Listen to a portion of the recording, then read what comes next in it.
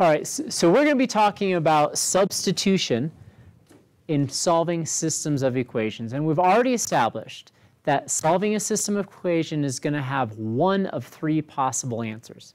We will either have exactly one solution where the two lines cross, or we'll have no solutions, and that will happen if we have parallel lines. And it's possible to have an infinite number of solutions, and that's where the two lines are on top of each other, because a solution to a system of equations is where two lines are intersecting.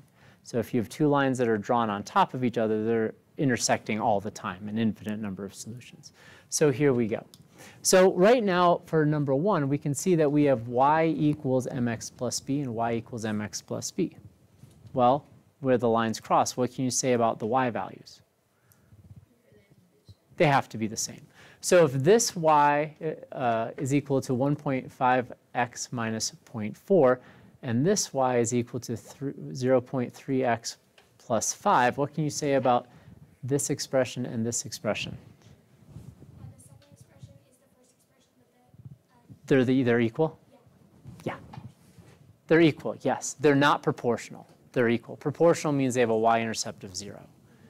All right, so we have 1.5x minus 0.4 is equal to 0.3x plus 5. And now we just solve. Well, okay, so let's get the x's together on one side of the equal sign so they can have a party. So what's the opposite of 0.3x? Negative 0.3x. So I'll subtract 0.3x from both sides. So I get 1.2x minus 0.4 is equal to 5. So what will I do to both sides? Add 0.4, add 0.4. And so we get 1.2x is equal to 5.4. Divide by 1.2, divide by 1.2, and we get x is equal to 4.5. Now, that's only half the story. The solution is where the two lines intersect. So we have 4.5 for x value. We still need to find the y value. That's right, we need to insert it. So let's go with 1.5 times 4.5 minus 0.4. All right, so I'm going to pull up a calculator. So 1.5 times 4.5 minus 0.4, and we get 6.35.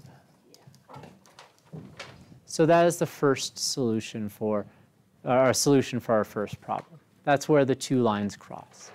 Let's take a look at number 2. All right, so I'm looking at number 2, and I don't have any y equals mx plus b. And I don't want to get both of them into y equals mx plus b form. That sounds like too much work. So let's get one of them. So I'm going to get this x by itself. And I'm going to do that by adding y to both sides. Could I have gotten this y, or this x by itself? Yes, it doesn't matter which one I get by itself. So if I add y to both sides, I'll get x is equal to negative 5 plus y. So what does x equal? Negative 5 plus y.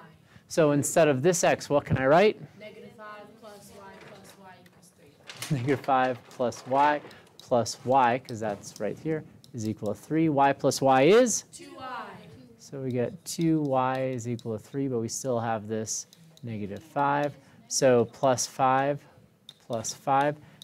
So I get 2y is equal to 8 divided by 2 divided by 2. Y is equal to? Am I done? No! Of course, that would be too wonderful. All right, so y is equal to 4. So 4 plus something is 3. Negative 1. So I'm going to start going a little bit faster here. So for this problem here, same basic idea. Let's add y to both sides. So I get, oh, I don't really want to do that. Let's subtract y from this side. So I get x is equal to 14 minus y. So I have 3 times 14 minus y is equal to 30. Distribute, so 14 times 3 is 30, 42. Minus 3y minus y is equal to 30. So I have 42 minus 4y is equal to, 30. So minus 42 minus 42. So I get negative 4y is equal to negative 12 divided by negative 4. Divided by negative 4. And I get y is equal to 3. So what's x equal if y is 3? 11. So we get 11, comma 3. Now I'm going to jump ahead to number 5. Yeah, I know I'm skipping you. Ha ha. All right, so let's get this x by itself. So I'm going to add y, add y. So I have x is equal to y minus 5. So I'm going to plug that in here. So I have negative 2 times y minus 5 plus 2y is equal to 10.